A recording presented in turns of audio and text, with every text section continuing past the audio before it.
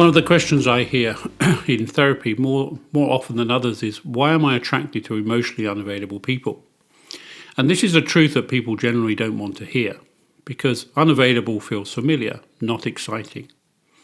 And this is where we begin today, because this is the uncomfortable reality that many people avoid facing. The assumption is always the same. I must be broken for wanting the same type of person over and over and over again. But that's not the truth. The truth is far more human than that, and actually far more painful. You're not choosing emotionally unavailable partners because there's something defective inside you. You choose them because your body remembers them.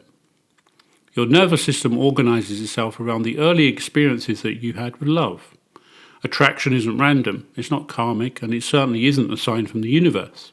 It's memory, emotional memory. A familiar pattern dressed up as desire, love, and chemistry. So when you stand in front of someone who resembles the emotional climate of your childhood, inconsistent, distant, unpredictable, self-focused, your system lights up. Not because it's good for you, not because it's love, but because it's familiar.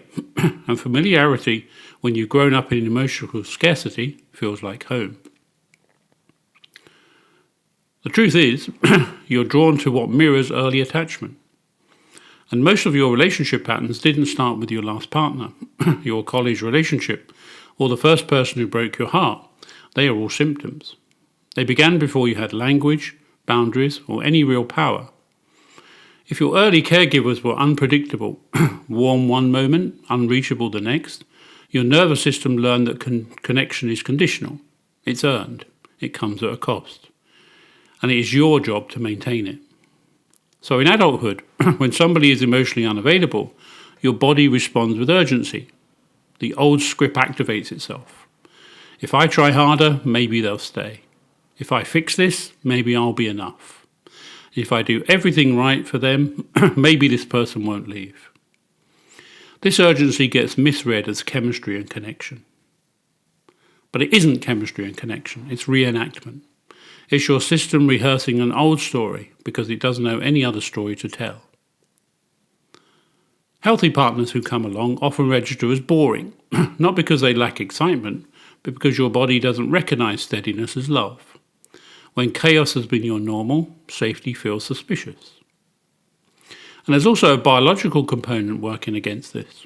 Inconsistent reinforcement, affection given unpredictably, creates an addictive loop in the brain. Dopamine doesn't reward consistency, it rewards uncertainty. The highs are higher because the lows are lower. This is the same mechanism behind slot machines and gambling addiction. You don't know when the next hit is coming, so you keep chasing it. So emotionally unavailable partners keep you on the hook, waiting, analysing, performing, proving, hoping, and over-functioning. Your brain confuses this intensity with attachment. But intensity is not intimacy. Healthy love, on the other hand, is predictable, warm, steady, consistent and open. And in the beginning, your system will interpret that steadiness as dullness because it lacks the adrenaline your body associates with love. But the spark is there. It simply isn't disguised as chaos. The real truth is, it's not a preference, it's a protest. This is the part most people don't realise. Your attraction to emotionally unavailable people is not a preference, it's a protest. A protest against unmet childhood needs. A protest against the love you couldn't claim. A protest that says, maybe this time, this one who can't love me will finally choose me. And you're not chasing the person, you're chasing the feeling of being chosen by someone who resembles the very people who couldn't choose you emotionally, your parents. In this dynamic, the unavailable partner becomes a symbolic stand-in for an unavailable parent. You're not trying to fall in love, you're trying to resolve an old wound and close an old loop.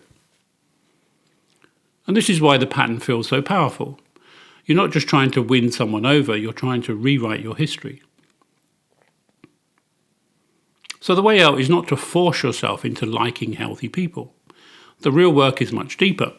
It's about retraining the nervous system to recognize calmness as connection and steadiness as safety. That means slowly teaching the body what healthy love really feels like.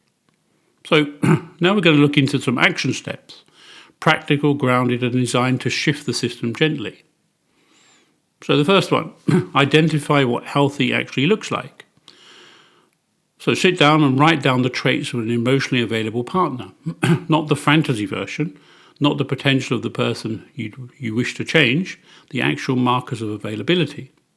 And here are some: consistency, emotional presence, accountability, reliability, respect, honesty, transparency, follow-through, self-regulation, capacity for repair, ability to express needs, and ability to hear yours, and openness to intimacy, physical and emotional. Don't just write them down, study them, return to them, let your body learn the template. You cannot be attracted to what you don't yet understand. Step 2, track your triggers. Spend a week noticing what activates the pull towards somebody unavailable. Is it silence? Is it mixed signals? Is it hot and cold behaviour? Is it lack of clarity? Is it being ignored? Write it down. This is your attachment system revealing its conditioning. Then ask yourself this question before you pursue anybody. Am I attracted to them or the familiar feeling they bring out in me? This single question can interrupt the reenactment pattern.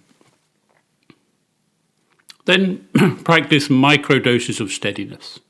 For many people, healthy love feels overwhelming or just too much. So start with little doses. Have a conversation with somebody who is consistent. Allow yourself to receive a compliment without minimizing yourself. And practice expressing a small need or preference that you can carry out in the next week. These small moments teach safety slowly in manageable doses. And it's important to sit with the discomfort of being treated well. When someone treats you well with warmth and reliability, notice what comes up. Do you panic? Do you want to run? Do you assume something is wrong with you or them? Do you start looking for flaws? These reactions are not signs the person is wrong for you. They are signs that your nervous system is recalibrating. So sit with the discomfort. The discomfort starts your healing. And stop negotiating with inconsistency. If someone is inconsistent, unavailable, dismissive, or avoidant, treat that information as final, not something to fix. Make this your rule. If it starts off inconsistent, it will stay inconsistent. This single boundary can save years and years of pain. So the real matter here is that you're not flawed for struggling with this. You're not weak and you're not broken. You were shaped by what you've lived through.